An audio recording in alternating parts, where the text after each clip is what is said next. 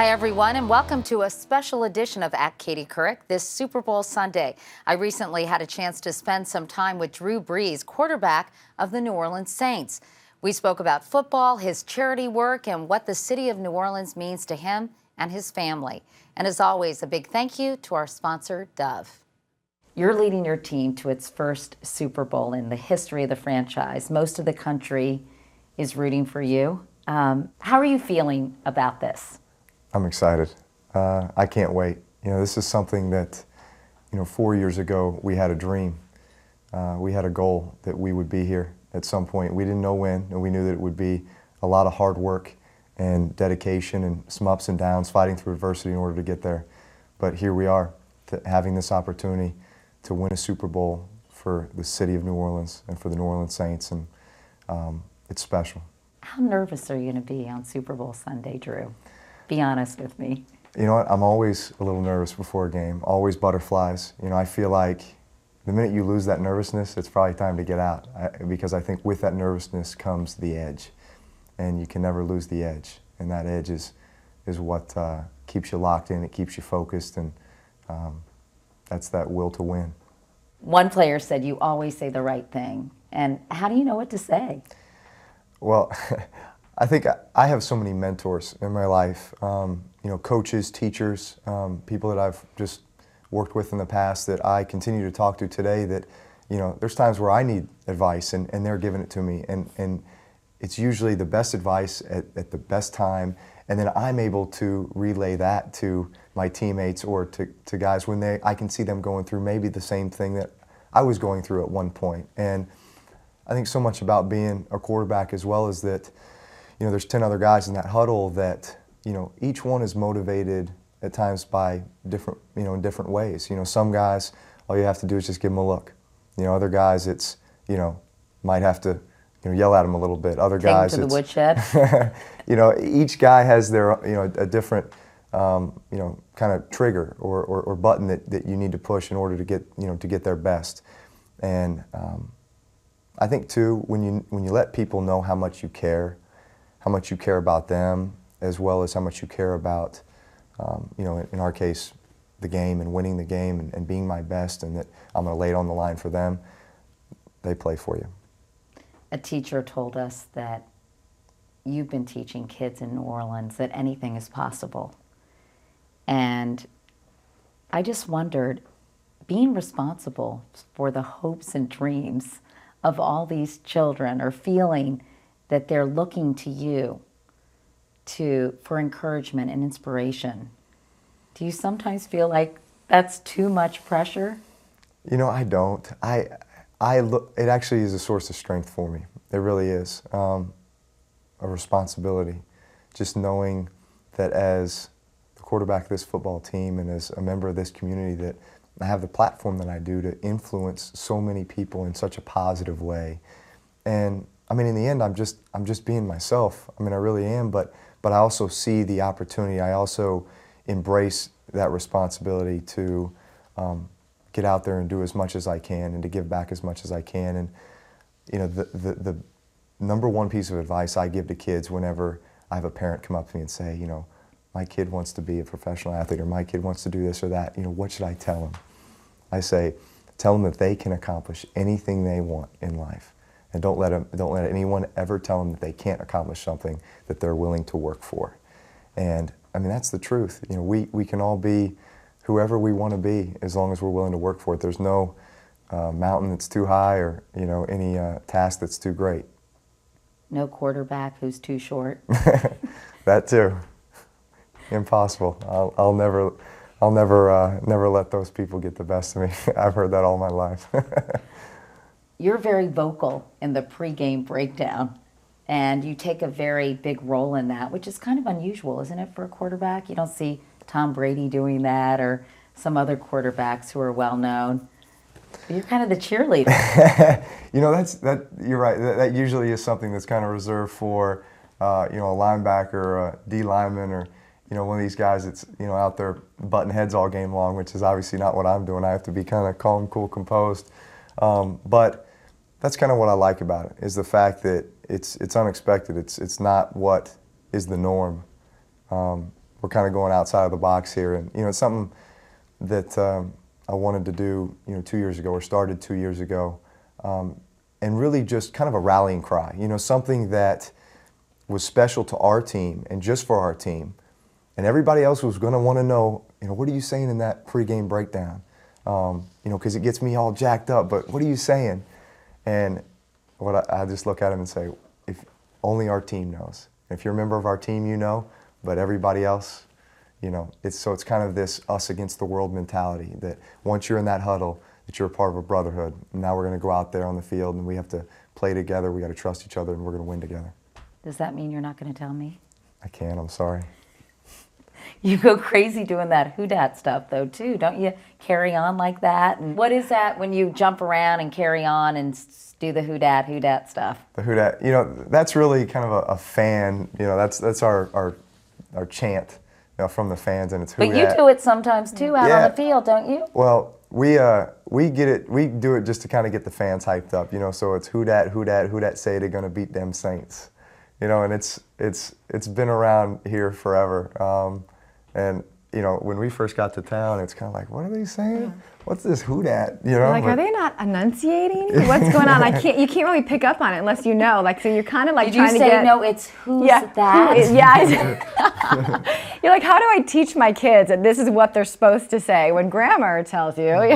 And I think it just kind of goes back to the culture of the city and just kind of the blend. It's like a melting pot. And so I think it kind of goes back to Cajun / just this Southern kind of, variation of, who dat. And everywhere you go, you hear it. Yeah. As we saw earlier. It's almost like you could be anywhere in the world and somebody yells who dat, and everybody from Louisiana is going to, turn around, and it's, okay, I gotcha. Brittany, Drew is so worshipped in this town that people, I understand, even wear T-shirts that say Breezus. How do you keep him from thinking he walks on water? It's not hard to do. I mean, it's when Drew comes in after a long day, he comes home and he's a dad and he's a husband and he takes out the trash. Okay, I'm going to throw up. Is there anything wrong with you? Yeah. He doesn't really do put up with a lot. Yeah. No, but it's funny. I mean, even being a parent, I remember, you have no sleep and you're getting up in the middle of the night with a baby, and I couldn't even complain. I mean, he was up before I was. He was up before the baby was, and then he was going to sleep before we did. After we did. So it was like point where I'm like, aren't you tired? I can't believe you're doing this. I mean, it's unbelievable, the work ethic. And it's something that I hope, the city of New Orleans, I know that they see it, but it's something that I hope our children see. That's something I would love for our children to have. That just, like you said, to lead by example. This is who he is, and this is how he lives his life. And, he is accountable for his actions, and you need to be accountable for your actions. And, this is integrity. This is what it means, and this is, why you have to do things. And I mean, he's a great guy. What you see is what you get. A lot of women watching this are going to look at their husband and be like, are you kidding me? You must have some faults, though. Give me a few, even one. Well, I don't always take off my shoes when I come in the house. And, we try to keep the house clean because Balin's crawling around everywhere, and so I do that. I've accidentally left the dog downstairs a few times and locked the door upstairs, so I've locked the dog out of the room. He has an uncanny ability. He can really kind of compartmentalize things, which is wonderful. In his life, it's just such a gift. But he can also do that with myself when we're sitting there watching TV or doing something and I'm talking to him for about 15 minutes, and then I realize that he hasn't heard anything that I've said. I was kind of off. He's a typical husband, thinking about, I'm like, what are you thinking about? Football. You played football with the president. How was that?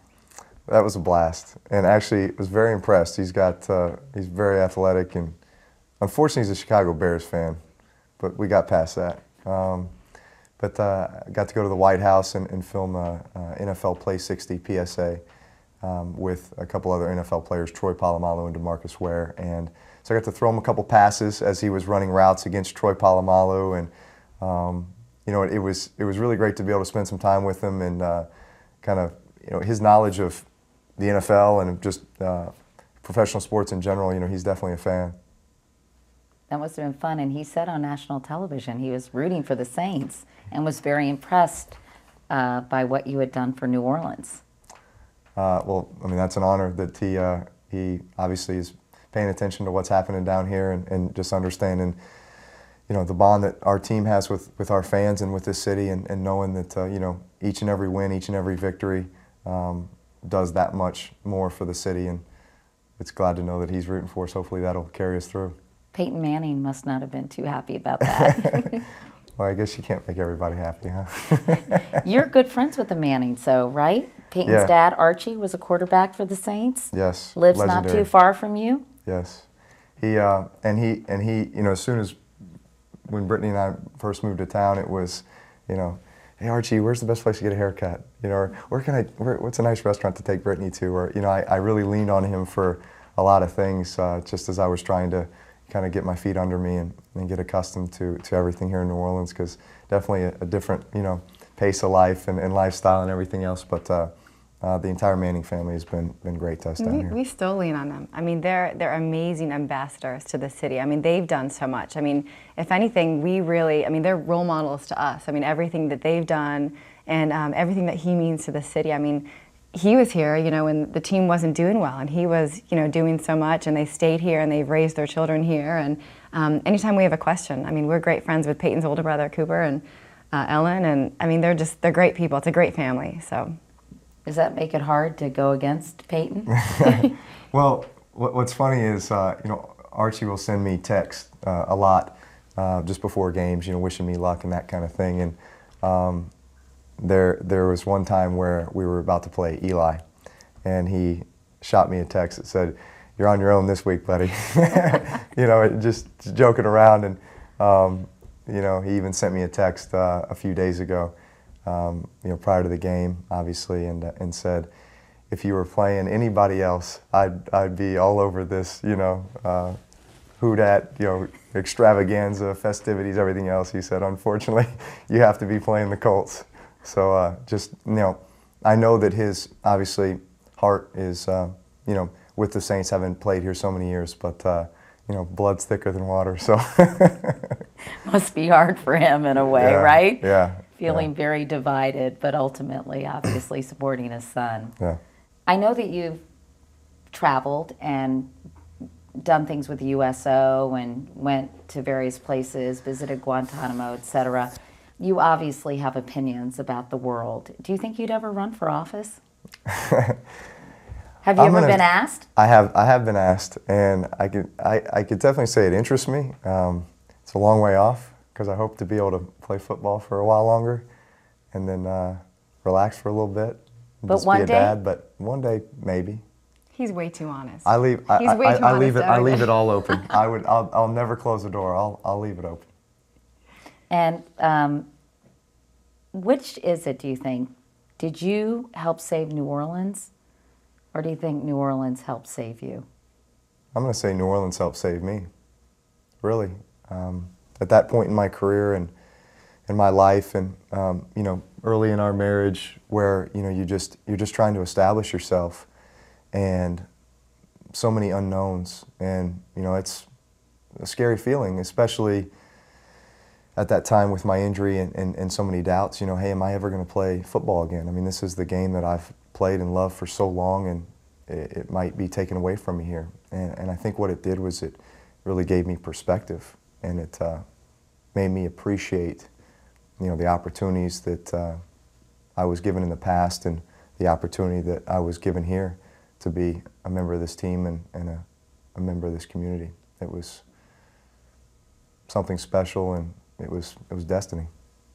So many hopes and dreams that as we've talked about, attached to this Super Bowl, visit and this being in the Super Bowl. But what if the Saints don't win? I hate to be Debbie Downer here, but that is a possibility. And I feel like the whole city is so invested in winning the Super Bowl.